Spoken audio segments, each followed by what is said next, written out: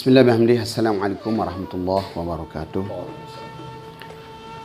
Innal hamdalillah wassalatu wassalamu ala khairil bariyah wa ahli ashabihi alkiram lahibbah. Allahumma nurun ala nurin rublana ka Muhammadin sallallahu alaihi wasallam.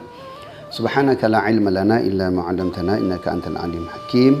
Subhanallah walhamdulillah wa la ilaha illallah wallahu akbar wa la haula wa la quwata illa billahil aliyyil azim.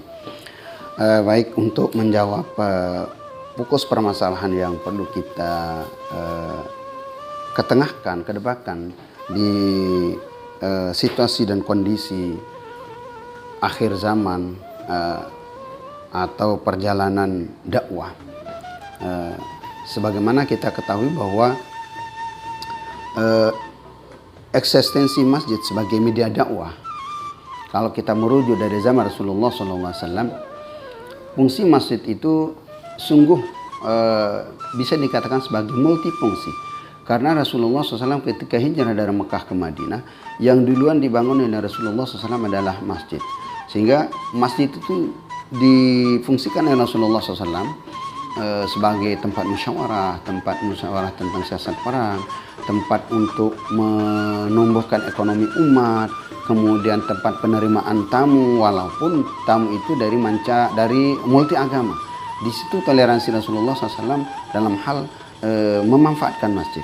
Bagaimana dengan kita sekarang di akhir zaman, di Lombok Tengah pada khususnya, eksistensi masjid sebagai media dakwah tentunya harus kita berusaha untuk mengoptimalkan fungsi masjid itu sebagai media dakwah. Lebih-lebih sekarang Dewan Masjid sedang berusaha menjalankan tupoksinya bagaimana cara supaya masjid di Lombok Tengah ini yang berjumlah 1.345 yang sudah punya nomor ID ada 1.206. Nah, sebelumnya yang selain daripada itu ada yang belum terdaftar. Oleh karenanya kita di Lombok Tengah ini sangat mengharapkan, sebagai temuan-temuan kita berdasarkan temuan, kita harapkan di Lombok Tengah ini fungsi masjid itu betul-betul difungsikan. Karena kebanyakan masjid ini dibangun bertingkat namun isinya kosong, harbu minal huda, jauh dari petunjuk. Itu temuan. Kemudian yang harus kita sosialisasikan juga di tengah-tengah masyarakat, fungsi masjid itu adalah ternyata sebagai temuan Dewan Masjid setelah turun ke lapangan adalah kurangnya pemahaman tentang manajemen masjid oleh pengurus-pengurus masjid itu. Sebagaimana fungsi pokok daripada masjid itu dalam hal manajemennya adalah ada yang perlu kita perhatikan, ada istilah bidang riayah, bidang imarah, dan bidang idarah. Bidang idarah itu di antara fungsinya adalah mengurus tentang administrasi perkantoran masjid, tentang surat masuk, keluar masuk, dan program jangka pendek, menengah, dan jangka panjang. Kemudian bagian imarah fungsinya adalah job description-nya adalah bagaimana upaya-upaya memakmurkan masjid. Di sana harus memikirkan, merencanakan bagaimana planning, organizing, actuating, controlling-nya, mengadakan suatu pengajian, ada TPQ, ada majelis salim, dan usaha-usaha ekonomi kemasyarakatan. Kemudian bidang riayahnya adalah bidang raya itu pengurus yang membidangi tentang fisik masjid. Bagaimana masjid itu selalu dalam keadaan akses bersih, siap pakai, sehingga pengurus-pengurus yang membidangi tentang itu selalu fokus tentang fisik daripada. Bagaimana nanti kalau tuan guru atau mungkin para asatid yang tidak memiliki sertifikasi tapi dia mumpuni dalam menyampaikan dan dakwahnya di lapangan, mungkin apakah bisa diserahkan? Bagaimana kalau menurut Bapak Guru sebagai Dewan Masjid untuk menyampaikan ini kepada seluruh jamaah dimanapun berada yang dapat melihat apa yang Guru sampaikan hari ini? Baik, kebetulan yang lagi booming masalah yang disampaikan oleh Pak Ustaz tadi, termasuk permasalahan yang lagi booming tentang sertifikasi da'i. Kemarin pernah saya baca di WA yang beredar di Dewan Masjid dan majelis-majelis ulama bahwa Majelis Ulama Pusat itu sudah ada pernyataan menolak daripada program Menteri Agama untuk mengadakan semacam sertifikasi para dai, para duat, da'iyah. Mungkin alasan Majelis Ulama untuk menolak, secara ilmu politik mungkin ada maksud-maksud lain. Kalau seandainya semua tuan guru kiai ini akan disertifikasi, bagaimana yang belum dapat sertifikasi itu jangan-jangan dipersulit untuk melaksanakan dakwah. Di sisi lain kalau kita melihat ajaran sempalan, ajaran radikal yang membuat atau yang mengusik ketentraman masyarakat, boleh saja seandainya kita mengadakan sertifikasi kepada para dai yang kita ragukan, yang notabene-nya membuat resah masyarakat di pelosok-pelosok, yang hari-hari akhir-akhir ini pernah kami sidang bersama Tempora, kemudian Pakem sudah dipanggil di Kejari, bahwa ada seorang ustaz, ada seorang dai yang menyebarkan ajaran-ajaran sempalan yang membuat masyarakat resah. Setelah kita cek, setelah kita uji literasi keilmuannya, ternyata menyimpang dari literasi materi dakwah yang semestinya harus disampaikan.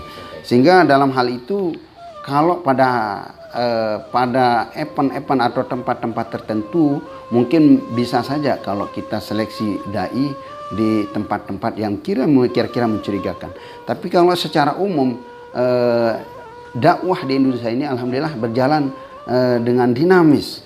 Tidak perlu mesti untuk disertifikasi, apalagi tuan guru yang sudah kita ketahui literasi mumpuni dalam bidang agama, untuk apa kita sertifikasi? Sudah terbukti dan teruji, dan dari segi ijazah dan lain sebagainya. Lain halnya kalau dai yang tidak keruan silsilah ilmunya, tidak punya guru yang mursyid, tidak punya landasan kitab yang muktamarah.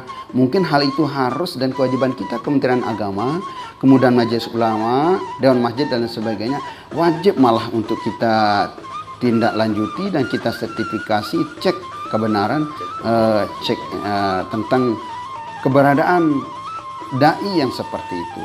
Malah itu sebagai tugas kita sebagai Kementerian Agama dan Pakam dalam hal ini. Pesan tuan guru untuk kepada petugas masjid ini untuk menjaga kebersamaan kita dalam menyampaikan dakwah ini di tengah-tengah masyarakat. Baik, pesan terakhir setelah wawancara kepada pengurus masjid, Dewan Masjid se-Lombok Tengah atau se-NTB pada khususnya dan se-Indonesia pada umum dan umumnya. Marilah kita merujuk kembali untuk mengoptimalisasi fungsi masjid dengan cara marilah kita sama-sama mempelajari ilmu pengelolaan dalam hal mentakmirkan masjid, yaitu manajemennya. Saya sarankan kepada semua pengurus masjid dari tingkat kampung, desa, kabupaten, dan pusat tentunya sudah paham tentang hal itu. Khusus Lombok Tengah, warga kami sebagai pengurus Dewan Masjid tingkat kabupaten, tingkat kecamatan, saya arahkan dan himbau kepada kita semua untuk marilah kita sama-sama mempelajari lagi bagaimana manajemen masjid yang sebenarnya, supaya masjid kita yang begitu megah, yang bertingkat, supaya berfungsi. Lebih-lebih yang diprogramkan oleh Dewan Masjid Pusat Yusuf Kala dan sudah disosialisasikan sampai kabupaten, yaitu sampai Pujut kemarin, Bilahari, Kecamatan Pujut, sudah ada MOU dan sudah ada semacam launching bahwa program RMA, ramah anak di masjid, itu sangat perlu untuk kita lakukan bersama. Nah, penekanannya adalah marilah kita sama-sama meramaikan masjid dan mempelajari bagaimana pengelolaan masjid. Statement closing dari Al-Muqam Tanjung untuk menyatukan umat, mungkin Bapak Tanjung bisa sampaikan sekaligus untuk penutupnya. Alhamdulillah, kita sebagai hamba Allah, umat Nabi Muhammad SAW yang majmu', bersuku-suku, berbangsa-bangsa, dengan tujuan lita'arafu, untuk kita saling kenal mengenal. Nah, kita sebagai umat Nabi Muhammad SAW dianjurkan untuk yang dalam hal saling membina harus melalui organisasi, di mana organisasi itu pengelolaan memanajemen bagaimana mengelola umat yang istilahnya al-haqqu bila nizamin fal yaglibul batil binizam. Satu kebenaran yang tak terorganisir maka akan terkalahkan dengan kebatilan yang terorganisir. Kemudian dalam kemajemukan kita terdiri dari berbagai unsur organisasi, ada Nahdlatul Wathon, ada Nahdlatul Ulama, ada Muhammadiyah, dan ada Irsyad dan sebagainya. Pada dasarnya semua itu bermuara dari satu guru, satu sumber ilmu.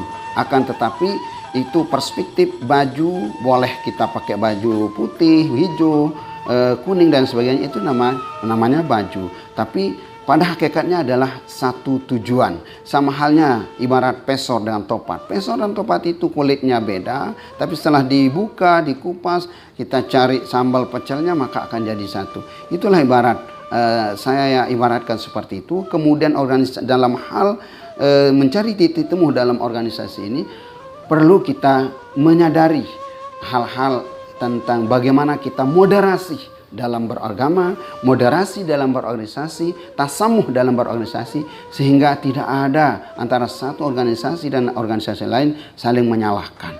Marilah kita cari titik temu untuk menuju kehadirat Allah SWT.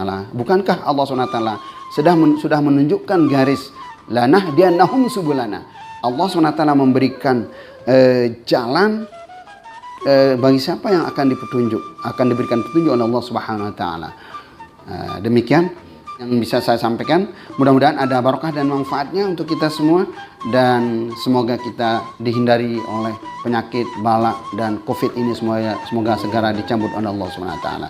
Akhir kalam, wallahu muwaffiq wal hadi ila sabil rasyad wa ila aqwamit thariq. Assalamualaikum warahmatullahi wabarakatuh.